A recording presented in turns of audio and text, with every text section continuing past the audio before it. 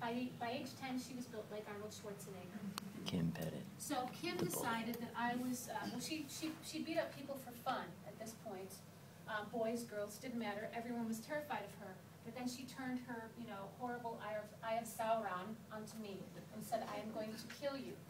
And so the bullying started, because if Kim hated me, then everyone had to hate me, otherwise she would hate them. Yeah? So, we're gonna kick your ass, we're gonna get you, we're gonna beat you up, Kim's gonna kill you, it's gonna be great.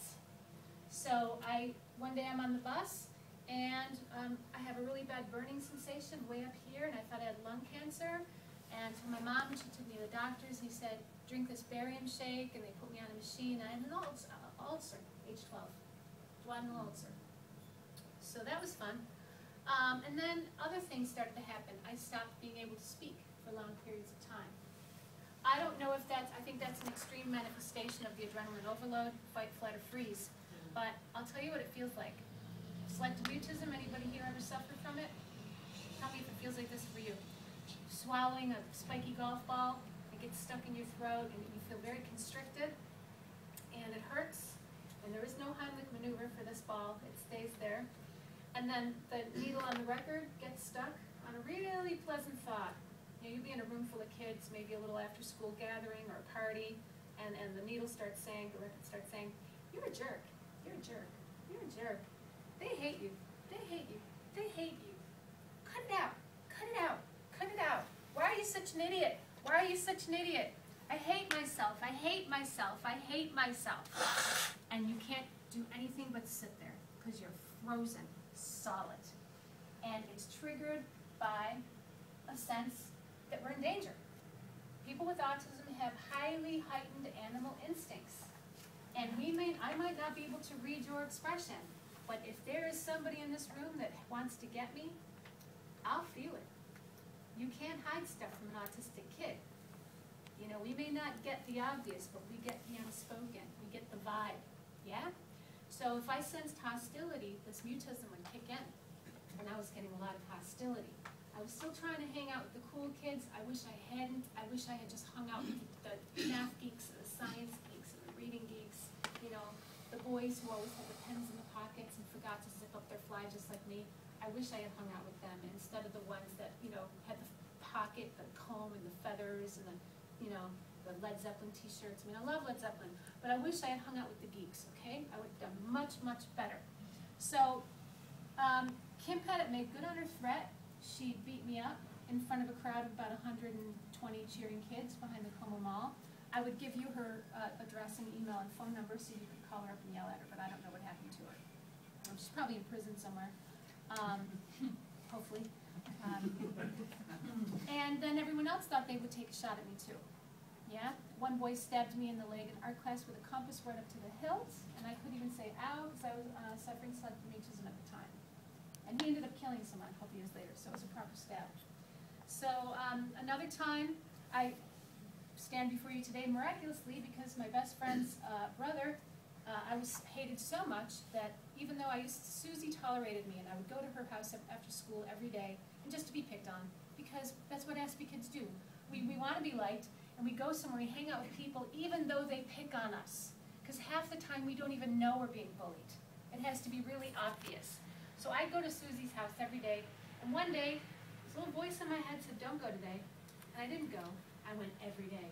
This day I didn't go. Her brother came out with her dad's shotgun, pointed at the chair where I always sat every day after school and said, I'm going to kill that stupid bitch, Rudy, and pulled the trigger and blew a hole in the chair.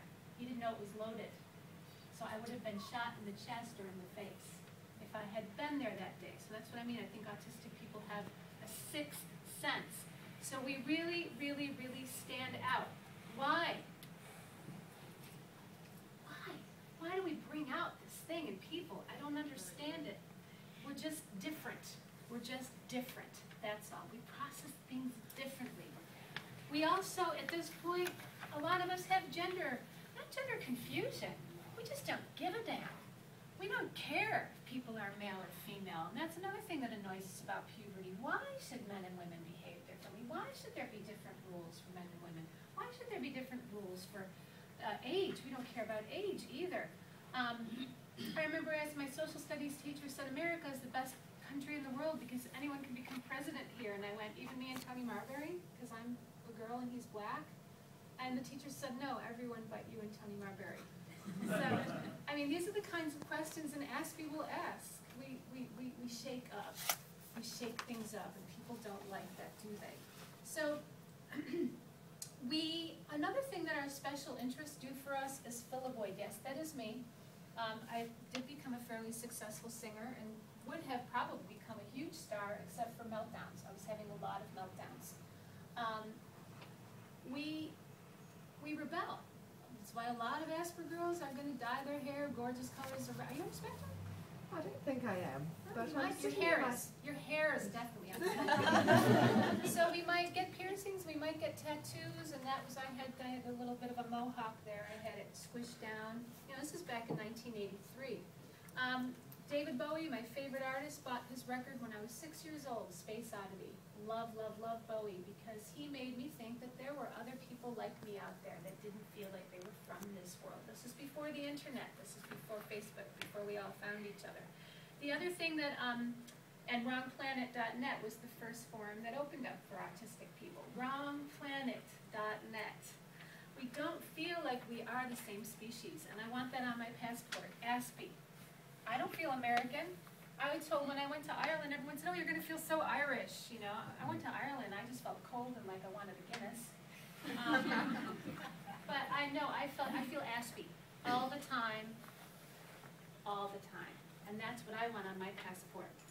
So the other thing our interests do for us is fill a void, because a neurotypical kids, when they walk into school, they walk in confident, you know, blah, blah, blah, blah, blah, blah, blah, and this is what neurotypical kids sounded like to me when I was 12, 13, 14 years old. Teeming through the hallways, blah, blah, blah, we won the game, and blah, blah, blah, blah, blah, blah, blah, blah. And I thought, these people are idiots. And I'm sorry, because I know some of you are neurotypical, I'm just being honest with you. Like, these people are idiots, they never say anything worth hearing. So I wanted to be like, so I thought, well, I know, I'm going to start drinking a lot of beer and taking a lot of drugs, and I'll see if I can become stupid enough to sound like them. So I started smoking a lot of pot, dropping acid, taking PCP, THC, and I just started passing out.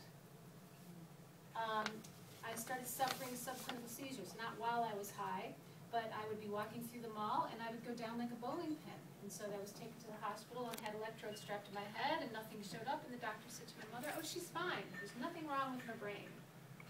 Well, he was right. There is nothing wrong with my brain. But there's something different about my brain. A subclinical seizure will not show up on a CAT scan. It will show up on an MRI. They didn't have those back then. Oh, she's fine. Send her back into the wolf's den, which was my high school. So at this point, you have a child who's literal, you have a child who wants to behave, you have a child who wants to be loved, you have a child who escapes into their fantasy world. It fills the void. It gives us that carousel ride, that safe terrain, yeah? How do you connect with a kid like that? I had this grandmother and this mother come to one of my talks, and the grandmother's like, you know, my granddaughter, she's an Asper girl, and you know, I love her, but I don't like the way she dresses, and I don't like her hair, and she's got piercings, and she's got tattoos, and she listens to this loud music, and I'm like, honey, I don't think she likes the stuff you're into either.